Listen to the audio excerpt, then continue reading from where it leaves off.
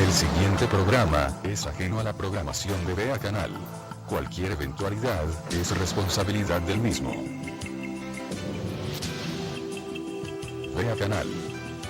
Formando opinión con madurez.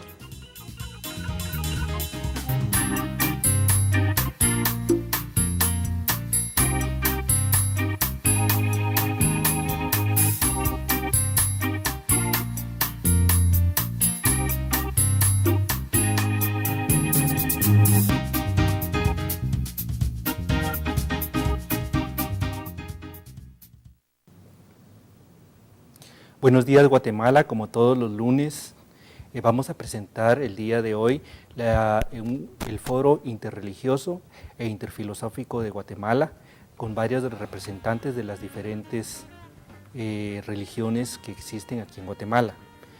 Como primer día vamos a estar presentando dos personas extras que han estado viniendo y que siempre rotan, y para darle la bienvenida a la mesa vamos a hablar con el diácono Misael Méndez. Por favor, diácono, las palabras de la mesa. Muy buenos días, es un gusto poder estar nuevamente con ustedes. Estamos ya finalizando el mes de julio y estamos casi ya por llegar a 2 años de que la Mesa Intercultural e Interreligiosa de Guatemala se haya formado. Y únicamente quiero contarles y reiterar que la Mesa Intercultural e Interreligiosa de Guatemala es un espacio de diálogo que lo que ha pretendido es encontrar esos puntos de encuentro entre las diferentes religiones para ir construyendo una Guatemala, una sociedad en paz. En la Mesa Intercultural oficialmente son miembros la Mezquita Aldagua, que es la comunidad musulmana de Guatemala, Casa Tíbet, que es la comunidad budista de Guatemala, Confregua, la Conferencia de Religiosos y Religiosas de Guatemala, el Consejo Ecuménico Cristiano de Guatemala, Comunidad Bahá'í de Guatemala, que ha estado siempre acompañándonos, Espiritualidad Maya. Somos los que estamos ahorita desde hace 2 años en este espacio de diálogo que ha sido muy fructífero, que ha sido muy enriquecedor. Hoy nos dábamos cuenta que así como podemos hablar de esos puntos de encuentro muy importantes para encontrar la paz en Guatemala, también nos divertimos, también reímos, también somos amigos. Y eso es muy importante y es lo que queremos proyectarles a ustedes, que sí se puede caminar juntos, que sí se puede dialogar y que sí se pueden encontrar esos puntos de encuentro. Muy buenos días y bienvenidos a este programa. El tema del día de hoy es de dónde venimos. Específicamente vamos a ver todo lo que son las diferentes posturas que hay y que existen dentro de las diferentes religiones. Para eso quisiera ver que presentáramos un par de diapositivas específicamente de lo que es los registros sumerios. Los registros sumerios fueron encontrados en la Real Academia de Nínive, de lo que era la biblioteca de Nínive, cuando fue más o menos un siglo en las cuales empezaron a descubrir 27,000 tablillas sumerias. Existen dos tablillas sumerias muy especiales, que es Mul Apin y Arta Asis. En la primera, lo que se hace es, después de haber hecho la traducción, se encontró cómo es la creación del universo y específicamente cómo fue la creación de nuestro sistema solar.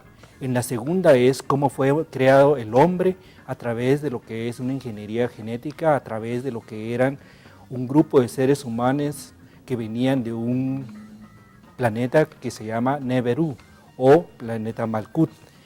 Estos registros son los más antiguos que tiene la humanidad de lo que es la creación del hombre, y según lo que estaban diciendo, porque son copias de copias de copias, tienen un área de que abarca más o menos 400,000 años. Es mucho más antigua que cualquiera de todas las religiones, y quisiera, por favor, si pueden presentar las dos diapositivas en el set.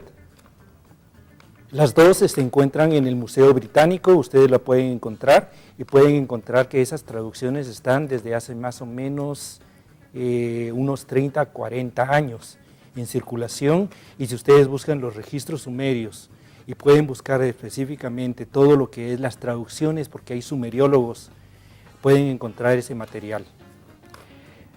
En ese punto es importante mencionar que la creación del hombre es antiquísima y esos son los registros que existen. También existen 7 tablillas sumerias que corresponden cada una a los 7 días de la creación, y es algo de conocimiento de ciencia y tiene que ver mucho con lo que es los nuevos registros históricos comprobados de la humanidad. Para ese concepto vamos a empezar preguntándole a Andrés Montano, representante de Casa Tibet, como Lama Borje. Ahí pueden ver las tablillas Mulapin y Artahasis, que están en el Museo Británico y dentro de la colección. Es muy importante saber que existen esos registros como uno de los más antiguos. Por favor, Andrés Montano.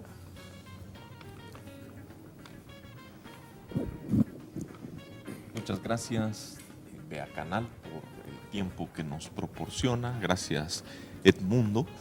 Y muchas gracias a los compañeros de la mesa de cooperación que nos acompañan. Si nosotros dividimos las tradiciones religiosas en aquellas que creen en una causa primordial y aquellas que creen en una regresión infinita, el budismo estaría clasificado como aquellas tradiciones que creen en una regresión infinita. Las religiones teístas tienden a creer en una causa primordial, presentan a Dios como el origen de todo. Las religiones humanistas tienden a creer de que no hay un origen, sino todos los fenómenos provienen de causas previas, que a su vez es un efecto de causas previas a esta, y así se regresa infinitamente hacia el pasado. Y tal vez, aunque esto sea una creencia común en el Asia Central, en el este de Asia, en Occidente nos cuesta un poquito concebirlo, nos parece el infinito muy abstracto.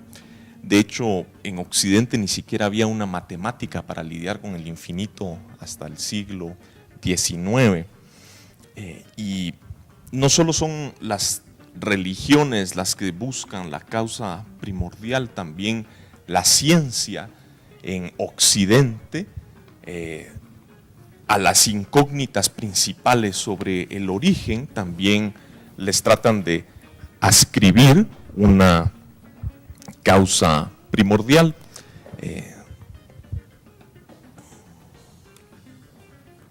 En la ciencia, cuando se pregunta cuál es el origen del universo, se cree que el universo comienza en algún momento. Nosotros necesitamos creer que todo comienza. ¿Cuándo comienza el universo? Con el Big Bang. ¿Cuándo comienza la vida? Con el caldo primordial. ¿Cuándo comienza la conciencia? Cuando se desarrolla el cerebro. Ahora, para todas estas 3 preguntas sobre el origen del universo, sobre el origen de la conciencia y sobre el origen de la vida, la tradición budista diría, ¿cuándo es el origen? Nunca. Estas han existido indefinidamente hacia el pasado. Y voy a elaborar un poquito, por ejemplo, con la conciencia, que en la tradición budista se define como aquello que es claro y conocedor. Cuando la conciencia se define en términos de claridad, es que en ella surgen apariencias. Cuando se define en términos de conocimiento, es que la conciencia se involucra con estas apariencias. Hay una continuidad de experiencia que tiene un aspecto objetivo y un aspecto subjetivo, que es algo muy propio a este mundo psicológico inmaterial, en donde la materia no se comporta de esa manera. Un espejo, por ejemplo, puede reflejar, pero en el espejo no se involucra con aquello que se refleja. Y nosotros, dentro de la tradición budista, creemos que cada evento mental que pertenece a esta continuidad de experiencias proviene de un evento mental anterior, que a su vez proviene de un evento mental anterior, que a su vez proviene de un evento mental anterior. El evento mental antes del momento del nacimiento era un evento mental que ya preexistía al cuerpo. Y así la conciencia ha existido desde el tiempo sin principio y ha estado asociado a distintos cuerpos desde el tiempo sin principio. Así hemos renacido infinitas veces. La conciencia siempre ha estado. Luego, con relación al origen del universo, el budismo cree que el universo surge en dependencia de las acciones previas que los seres habitarán en ese universo en el futuro. Y los universos están en un constante proceso de producción y de destrucción, como un flujo en paralelo a otro infinito número de universos. Entonces, en realidad no hay un momento en donde el universo últimamente es creado o destruido, simplemente es un flujo de continuidad que ha estado siempre y que estará ahí siempre. Lo mismo con el origen de la vida. ¿Cómo inicia la vida? ¿Dónde inicia la vida? ¿Verdad? Los científicos nos dicen con el caldo primordial. La tradición budista dice no cree en la abiogénesis, que elementos que no están vivos produzcan vida. Y de hecho, la ciencia poco a poco ha ido tendiendo en la geogénesis, en la teoría de la evolución de la vida, ha ido tendiendo hacia la panspermia. En los últimos años ya se acepta y se ha demostrado que justo después de la incepción del planeta Tierra, la Tierra fue abarrotada por cometas por 400 millones de años. Y justo después de que terminan estos cometas, empieza a surgir la vida. También se ha demostrado que los cometas traían el agua que llena los océanos. Del 2007 se demostró que los cometas traían los aminoácidos que forman los ladrillos constituyentes de nuestra base biológica. El budismo diría que, al igual que muchos científicos importantes contemporáneos, que es más probable que los cometas también trajeran estas primeras bacterias de las cuales hay un registro fósil que está muy cercano al final de la lluvia de cometas, a que estas bacterias se hayan producido espontáneamente y hayan evolucionado en las bacterias complejas que vemos en el registro fósil. Entonces, el universo, según la visión budista, consiste de muchos reinos, muchos mundos, muchos planetas con vida, en donde los seres transmigran de uno a otro y simplemente se trasladan. La vida no se produce en ningún momento. Entonces, sobre el origen, el budismo diría que sostenemos la postura de la eterna continuidad, ¿verdad? La vida siempre ha estado, el continuo mental siempre ha estado, el universo siempre ha estado. Muchas gracias. Muchas gracias, Andrés Montano, de Casa Tibet, Guatemala. Quisiéramos, por favor, presentar al doctor y pastor Héctor Castañeda. Por favor, doctor y pastor. Muchas gracias. Es verdaderamente un honor para mí compartir esta mañana con la mesa interreligiosa e intercultural. En mi caso tengo que tener mucho cuidado ante esta pregunta. Es una pregunta profunda, es una pregunta delicada. Yo represento aquí a más de 6 tradiciones cristianas, las cuales durante los últimos 2000 y 1500 años han estado examinando cuidadosamente sus propias escrituras, sus propios testimonios, los vestigios históricos, culturales, geográficos. Y dentro de esas 6 tradiciones hay también posturas.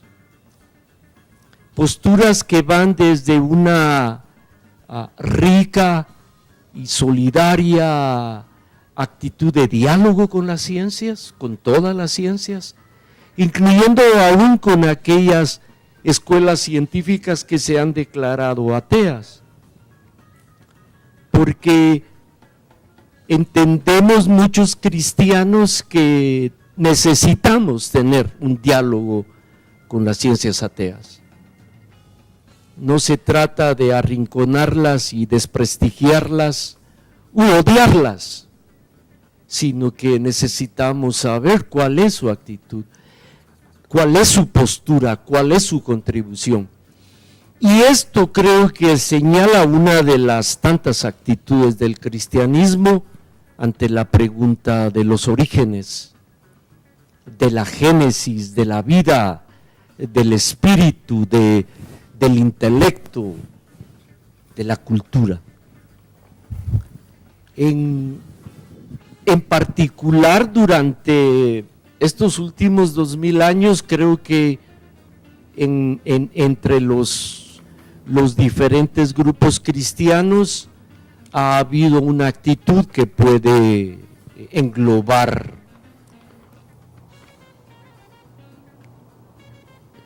¿cómo puedo decirles?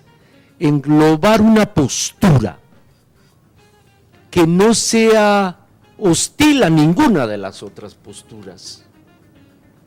Una actitud que busque armonía y no que busque polémica.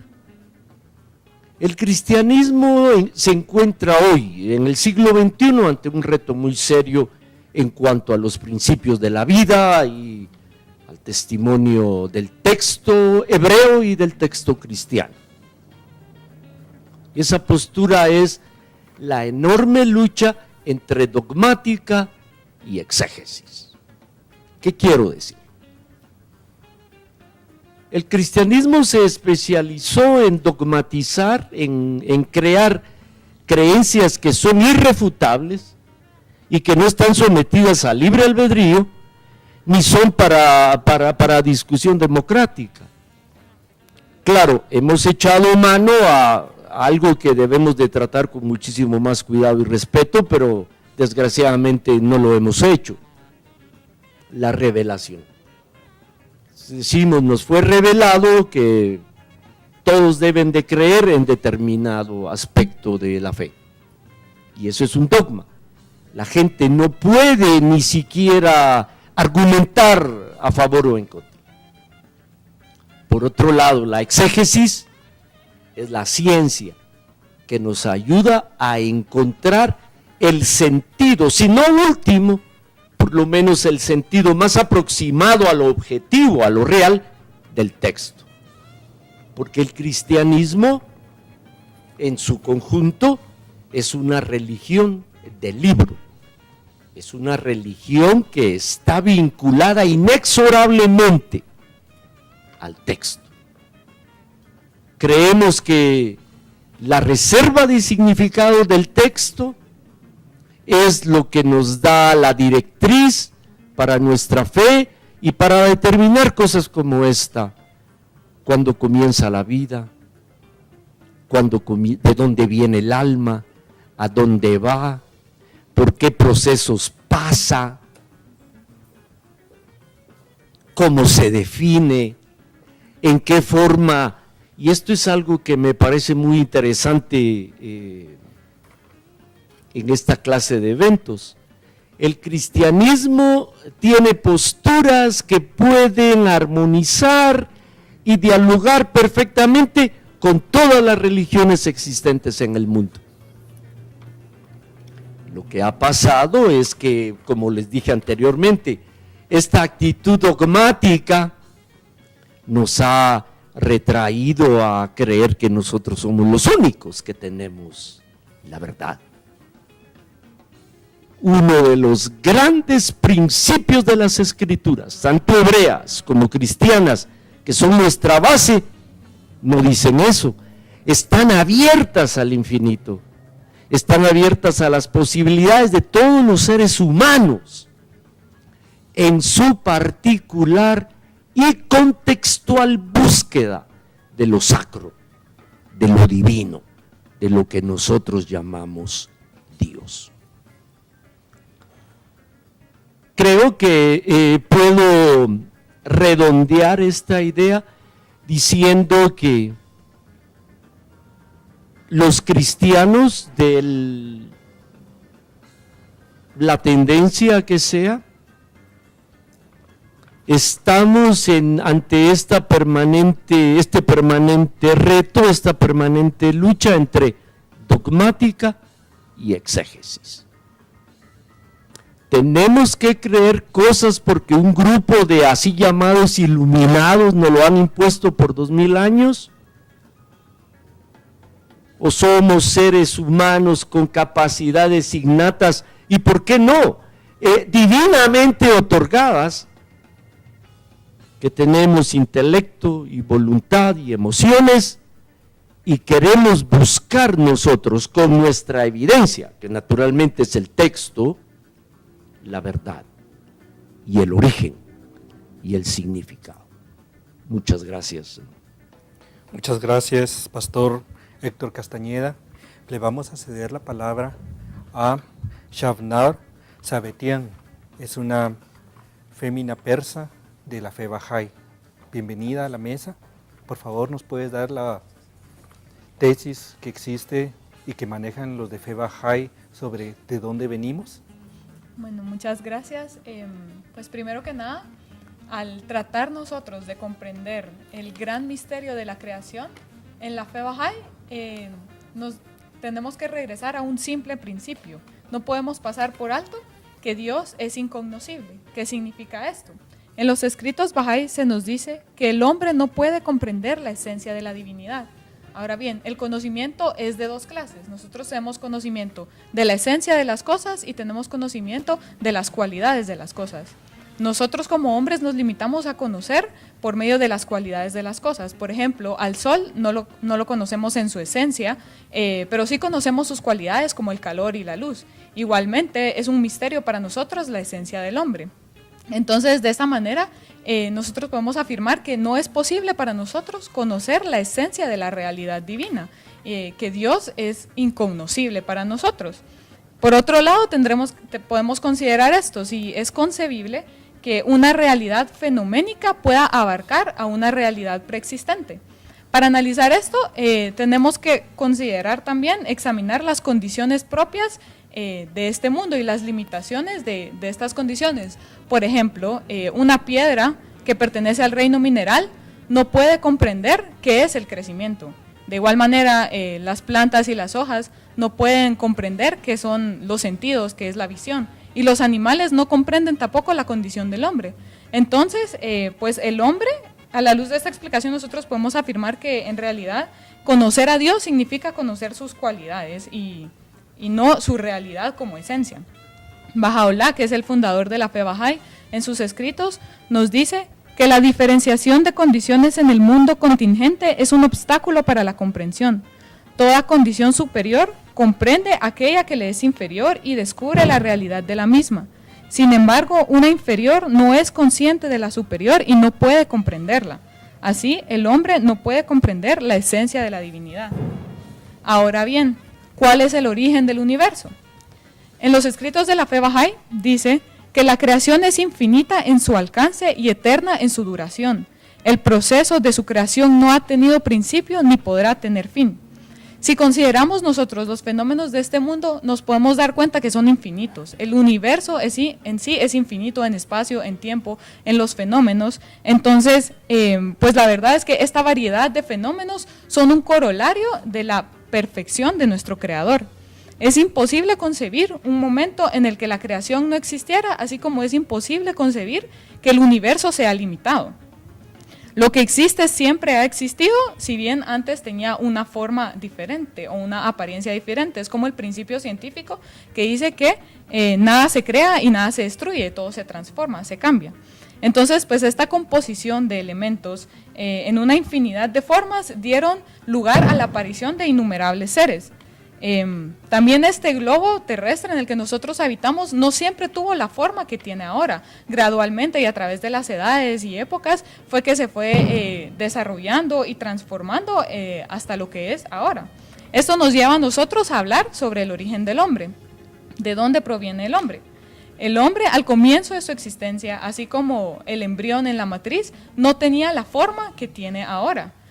Gradualmente fue desarrollándose, adquiriendo pues los órganos y fue formándose en lo que ya era como un feto, ¿no? Igualmente pasa con el hombre, al inicio no tenía la forma que tiene actualmente y gradualmente se fue transformando hasta tener la belleza, la gracia y la elegancia que tiene actualmente. No obstante, el hombre desde el inicio en la fe Bahá'í se considera que es una especie original y es una especie diferente. Entonces, pues, a pesar de que se afirma que el hombre ha cambiado en apariencia y evolucionando gradualmente, esto no impide que sea una especie original. Entonces, si bien la creación no tiene principio ni fin, ¿qué es de los hombres? En los escritos Bahá'ís se dice que los hombres son seres inteligentes creados en el reino del crecimiento evolutivo. Esto nos da a entender a nosotros que nosotros formamos parte de este proceso evolutivo que es el crecimiento del universo. Pero nuestra distinción es la inteligencia. También se nos dice que Dios creó todas las cosas bajo una ley de progresión en grados materiales, pero ha creado al hombre y lo ha dotado con poderes para evolucionar hacia los reinos espirituales y trascendentes. Y ahí es donde radica la verdadera distinción del hombre, su capacidad de evolucionar tanto material como espiritualmente. El hombre es una creación diseñada para reflejar las virtudes divinas. Y eso es como lo que nosotros consideramos el propósito de nuestra creación, es que nuestras cualidades en potencia puedan ser reflejadas en hechos. En la fe Bahá'í, en los escritos también se dice que al hombre ha sido dotado de 3 realidades: una realidad exterior o física, una realidad intelectual y una realidad espiritual. Estas realidades son inherentes al ser humano. Esto significa que nosotros las poseemos desde el principio. Así como, por ejemplo, se puede decir que una semilla está latente en esa semilla ser un árbol, tiene el potencial de ser un árbol, pero estas cualidades, estas facultades son latentes a él. De igual manera, en la fe Bahá'í se dice que todos los seres fueron creados perfectos y completos desde un comienzo, pero sus perfecciones aparecen gradualmente. El embrión desde el principio posee las perfecciones y las facultades, aunque estas no son visibles en el momento, sí aparecen gradualmente. Bueno, entonces hablando de estas realidades del hombre, su naturaleza física es la que se asemeja al animal, a las exigencias del cuerpo y las necesidades innatas del yo. La realidad intelectual es la que distingue al hombre del animal, pues el hombre tiene esa capacidad de controlar la naturaleza de acuerdo a sus deseos y sus necesidades, también tiene la capacidad de conocer su realidad, de comprenderla.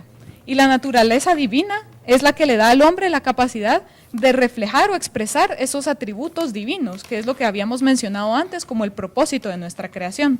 El hombre naturalmente siente esta tensión entre pues, su naturaleza animal y su naturaleza divina. Mientras surgen sus emociones que son dependientes del yo innato, también siente en él un deseo que le impulsa a realizar esfuerzos dirigidos a vencer su propio cuerpo y pues con orientaciones de amor, de paz, de desprendimiento. Y lo que es el intermediario entre estos polos es el entendimiento. Cuando el hombre lo utiliza para tomar las riendas de sus emociones naturales, de las emociones del yo innato, con el propósito de hacer surgir virtudes de su naturaleza divina, entonces comienza a vivir en un plano espiritual. Muchas gracias, Shavna Sabatian. Le vamos a dar la palabra a Tata Domingo Ernesto Raquec, que es un ajij del área Cachiquel y representa la postura y el conocimiento ancestral de los pueblos mayas. Por favor, Tata Domingo, ¿de dónde venimos? Gracias, muy buenos días, Guatemala.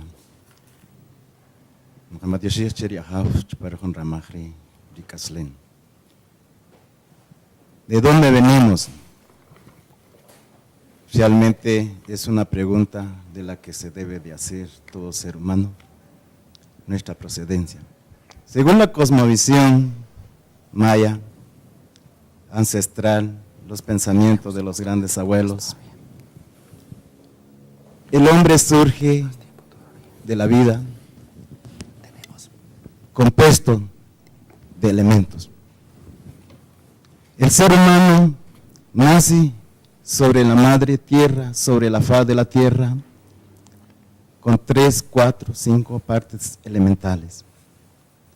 La parte importante es la madre tierra, el elemento agua, el elemento aire y también elementos planetarios. Porque todo esto es una creación del poder del gran Ahau, creador y formador. Desde que formó todo, como los planetas, formó el aire, formó el agua, formó también el planeta Tierra, es ahí donde surge la vida del ser humano. ¿El por qué?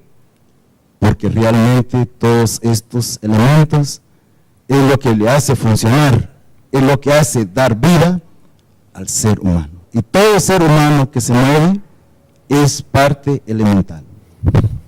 La parte del agua realmente es la parte esencial, porque sin ese vital líquido, el ser humano no puede tener vida. Como también el elemento aire, este aire realmente es la que funciona, es el espíritu que hace movilizar al ser humano, a este cuerpo que forma el hombre. Luego, realmente viene la parte planetaria, porque esto tiene función sobre el ser humano. ¿Por qué? Porque desafortunadamente es la que nos da proporción de vida. Por ejemplo, la parte, lo que es planetaria llamada luna. El planeta luna es la que rige en todo ser, vida, animal, vegetal, material, también mineral. Todo esto es lo que lleva el ser humano según los conocimientos de la cosmovisión ancestral.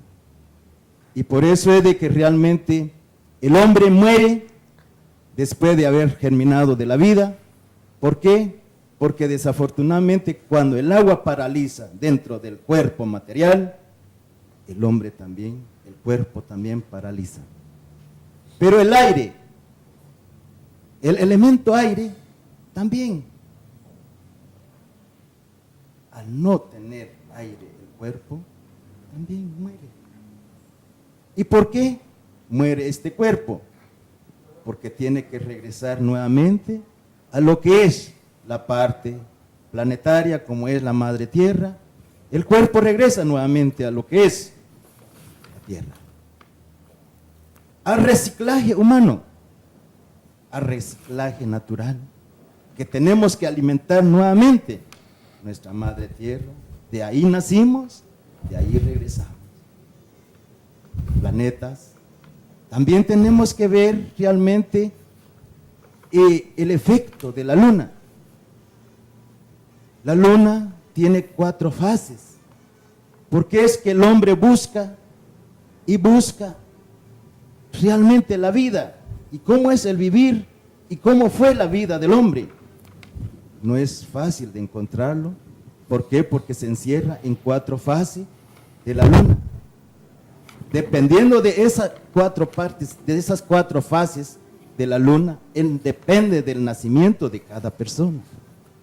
Y cada fase es una manera de pensar de cada persona. Porque si todo ser humano naciera con una fase de la luna excelente, todos fuéramos excelentes, no existiría violencia, no existiría malas comprensiones, no existiría malos aquí sobre la tierra. Pero las fases de la luna es la que realmente produce un efecto hacia el ser humano, y por eso muchas veces se habla o se dice de que realmente la persona lunática, efecto de la luna, tiene que ver mucho porque lleva la parte elemental que la luna rige todo al ser humano. También está la parte planetaria, porque en el calendario gregoriano aparece el horóscopo, digamos, lo que es los días de la semana. Porque es que realmente, si la persona nace un día lunes, viene dando el efecto de lo que es el planeta de la luna. Pero si nace el día martes, dice que es Marte. O sea, estos son efectos planetarios que realmente nuestros ancestros descubrieron que la parte física del hombre empezó a formar a través de partículas elementales, como es todos estos elementos. Y por eso de que al hombre fue dotado para el cuidado de toda esta parte elemental, todas las partes elementos, pero desafortunadamente actualmente se han obstruido, se han destruido todos estos elementos, y al faltar uno de estos elementos a la humanidad, también la humanidad está perdida. Gracias. Muchas gracias, Tata Domingo Raquel. Vamos a mencionar 3 elementos especiales para completar este concepto de lo que es específicamente física cuántica. En la física cuántica, de acuerdo a los nuevos conocimientos, se ha visto que no existe una materia concreta como nosotros la vemos, sino que es una cantidad infinita de posibilidades de poder estar simultáneamente en diferentes lados. Lo que en la parte que hemos recibido de lo que es el concepto de Dios, que es una poliexistencialidad y omnisciencia en los diferentes lados. Es interesante que cuando encuentran lo que es la física cuántica, han encontrado que no existe en un lugar, sino que tiene una posibilidad de estar dentro de esa área. Es interesante ver también que cuando se han hecho los experimentos sobre célula madre, en que agarran células madres que no están diferenciadas, en otras palabras, es un ladrillo que todavía no es nada en sí, y se le pone en diferentes ambientes y sin tener ninguna parte del código genético, estas pueden tener una diferenciación para lo que es células cerebrales, células de piel, puede tener células de algún otro tipo de aminoácido sin tener contacto con ninguna parte del ADN cuando se toman las células madres. Eso es un hallazgo bien interesante que se ha estado encontrando dentro de lo que es la parte de ciencia. Quisiera también mencionarles que ha habido una parte de una exploración del subconsciente y del inconsciente. Para eso quisiera citar a una señora que se llama Dolores Cannon, que lo que tiene 40 años de estar haciendo escritos de diferentes trabajos, en la cual empezó a hacer terapias regresivas con hipnosis. Cuando ponía a las diferentes personas a hacerles hipnosis, empezó a encontrar que no solo tenían el meollo para poder dejar de tomar licor, de tener algún trauma pues, después de una guerra o una violación, sino también encontró que existía un concepto de supuestas vidas pasadas, cuando regresaba, de acuerdo a sus técnicas, a diferentes ambientes en los cuales se regresaba y podía describir diferentes tipos de lugares, diferentes tipos de situaciones, le podía recordar y hablar en diferentes tipos de idiomas. Es lo que cuando uno recuerda de que una persona le ha bajado el Santo Espíritu, como le dice en la parte católica y evangélica, uno tiene el famoso don de lenguas y la comprensión de cosas que están en el cielo, en la tierra y en todo lugar. Cuando a una persona le hacen una terapia regresiva y le llevan a cierto tipo de niveles, tiene capacidad en una mayoría bastante estadísticamente significativa para poder desarrollar no solo eso, sino que recordar cuando era una chispa divina. Y hay otras personas que también recuerdan otros lugares como que fueran extraterrestres. Ese es el concepto de lo que en cristiano y católico nos ha venido, como un concepto de que nuestro Padre tiene diferentes moradas, y hay muchas moradas en la tierra de nuestro Señor. Y la otra parte que quería mencionar que es importante es el concepto de dónde venimos, que tiene que ver del concepto de lo que es la escuela del ojo de Horus, que es egipcia, que también tiene que ver con mucho de lo que es el budismo tibetano y el budismo en sí, que piensa que todo es mente, en la cual menciona que de dónde venimos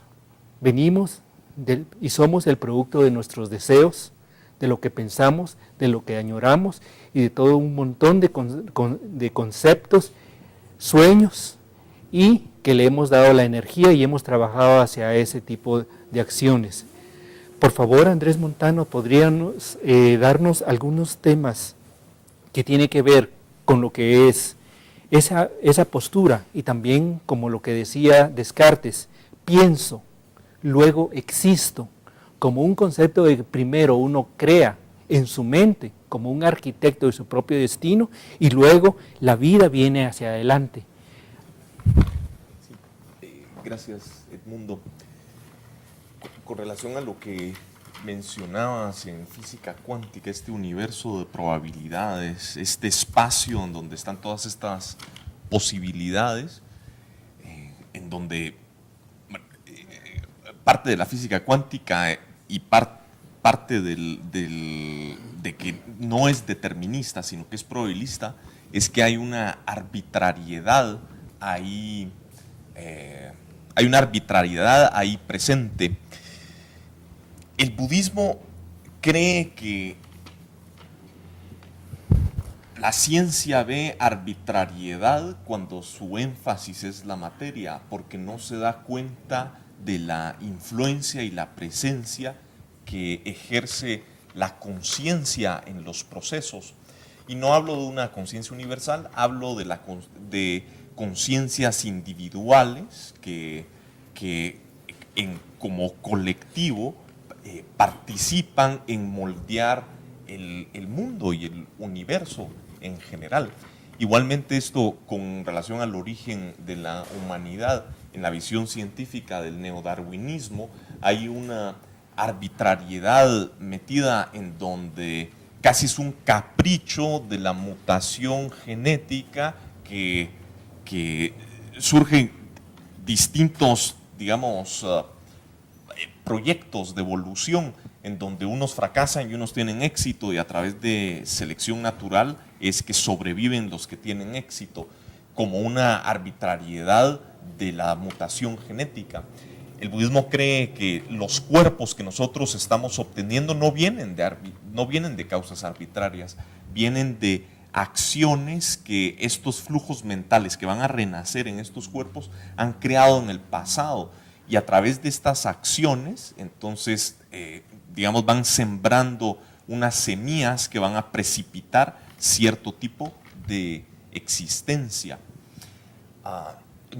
Y a eso se refiere el budismo cuando hace alusión a la mente. No tanto todo es mente en el sentido de que todos vivimos un sueño colectivo y nada es material, sino que todo existe dentro de la mente, sino la capacidad de la mente de influenciar el entorno. Y esto ocurre a un nivel inconsciente. Con esto no quiero decir que la mente crea a través de un proceso voluntario y conativo, de que diga yo quiero renacer aquí, yo quiero tener este tipo de cuerpo. En realidad nosotros somos presas de nuestras emociones aflictivas que tienen a la ignorancia como raíz, y a través de estas emociones aflictivas nosotros vamos creando hábitos, tendencias, predisposiciones, sentimos atracción hacia ciertas cosas, repulsión hacia otras cosas, nos comportamos de cierta manera. Entonces, cuando se habla del karma, de esta ley de acción, causas y efectos, más se refiere a los vientos kármicos empujándonos o arrastrándonos hacia ciertas situaciones, no que nosotros conscientemente las estemos creando, ¿no? Sí, solamente. Sí. Muchas gracias, Andrés Montano. Por favor, Pastor Héctor Castañeda, quisiera que por favor ahondara sobre las dos posturas que me había mencionado, exégesis y dogmática. Por favor, ilústrenos, enséñanos. Muchas gracias. Desde el inicio del cristianismo, e inclusive podíamos ir más atrás y pensar en los grandes pensadores hebreos y en los libros de las escrituras hebreas propiamente, se da esta dicotomía. Si Dios revela algo y nosotros se lo transmitimos a los demás mortales, tiene que ser aceptado sin ningún cuestionamiento porque ha sido revelado por Dios.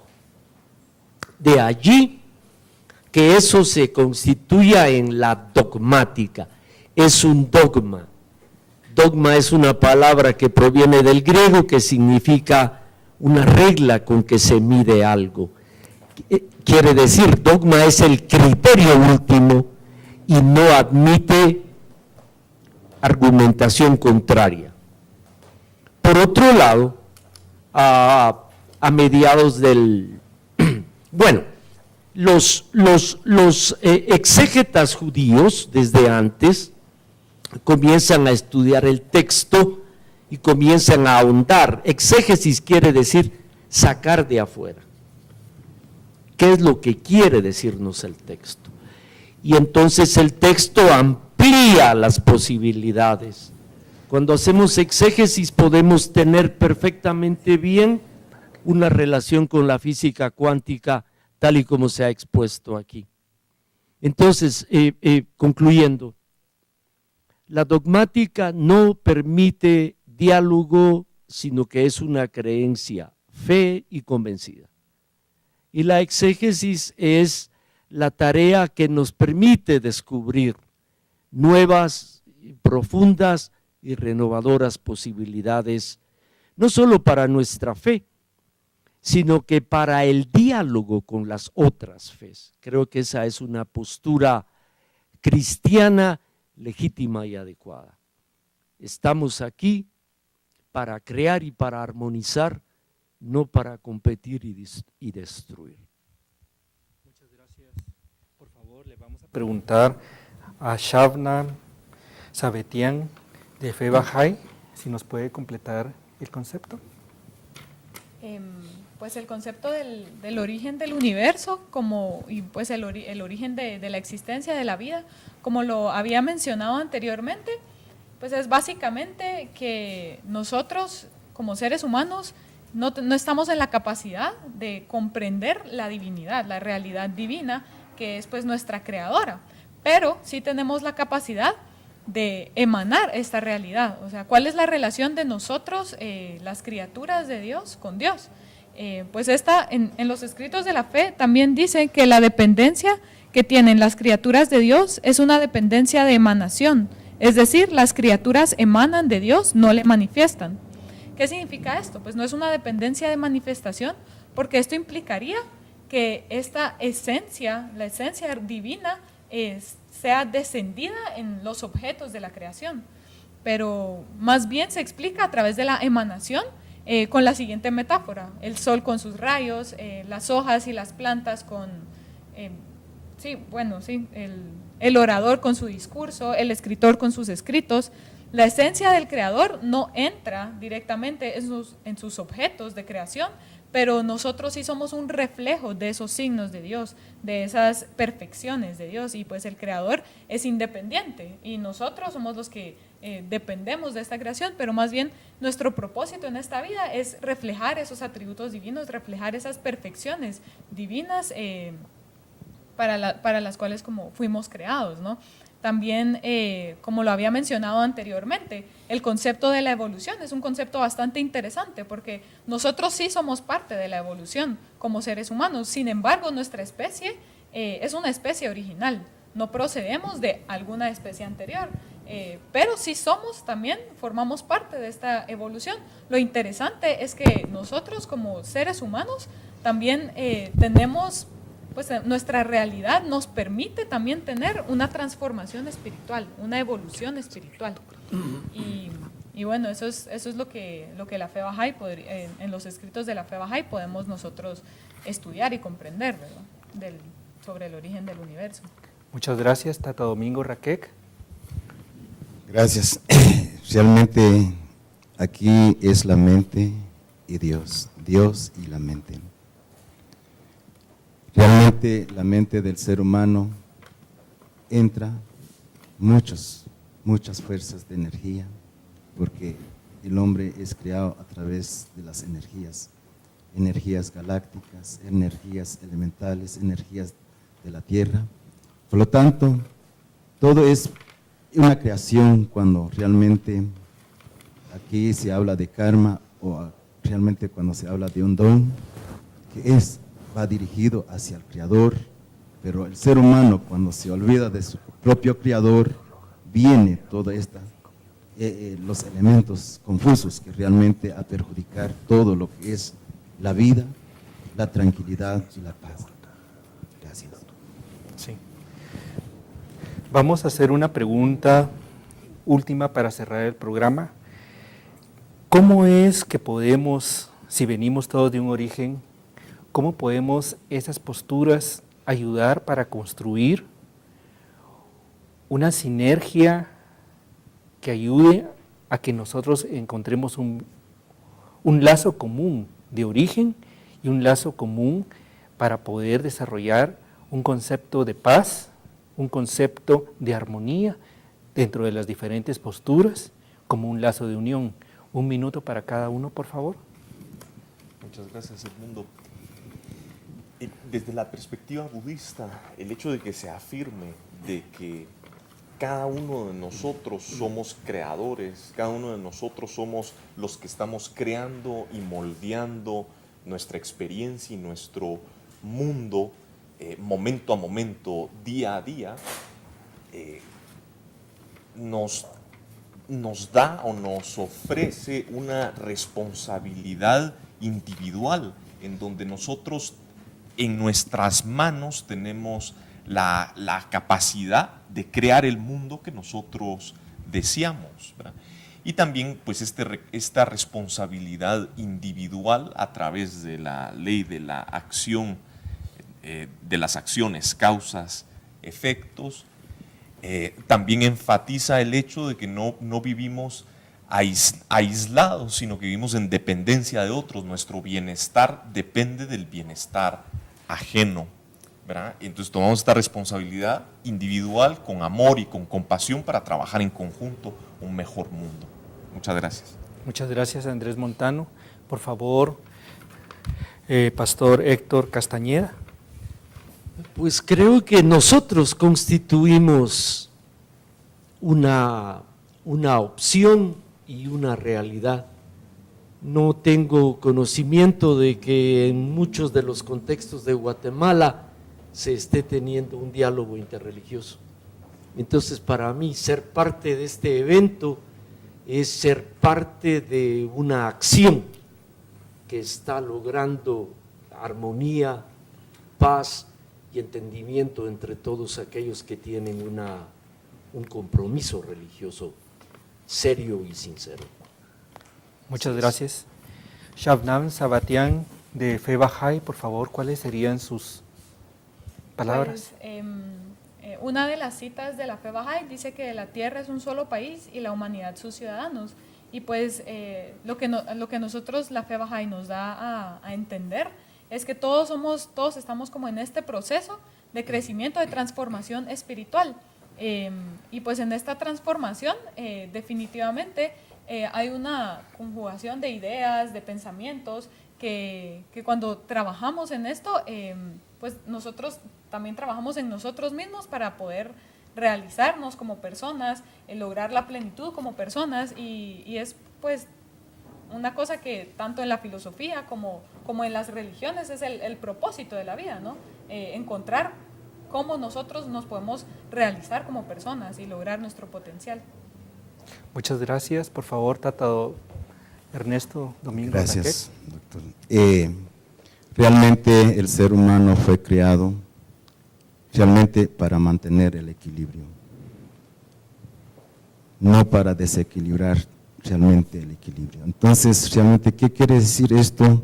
Significa que cada ser humano debe de tener conciencia a lo que es la creación, a lo que es el ser humano, a lo que es mantener realmente un equilibrio. Todo esto venía desde un principio, pero desde la concepción filosófica de las prácticas occidentales, vino también a desequilibrar todo este sentido. Por lo tanto, nos queda más que todo empezar de nuevo en la mente de cada ser humano, buscar un equilibrio de paz, de construcción y no de destrucción.